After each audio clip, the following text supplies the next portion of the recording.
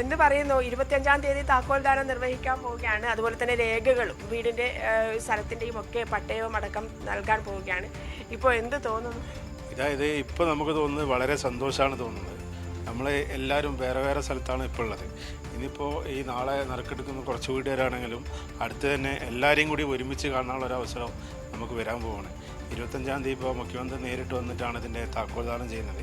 അതിൽ ഞങ്ങൾക്ക് വളരെ സന്തോഷമുണ്ട്. എല്ലാവരും ഒരുമിച്ച് കൂടി ഒരു പഴയ മാതിരി ഉണ്ടായപ്പോൾ തന്നെ എല്ലാവരും ചൂരമലയും മുണ്ടക്കായി ഞങ്ങളൊക്കെ ഒരു കുടുംബമാരി കഴിഞ്ഞ ആൾക്കാരാണ്. അതുപോലെ കഴിയുള്ള ഒരു അവസരമാണ് ഈ സർക്കാർ ഇപ്പോൾ ഒരുക്കിയിരിക്കുന്നത്. എൻ്റെ സതീഷ് കുമാർ പി. ഈ വീടുകൾ നേരത്തെ കണ്ടിരുന്നോ?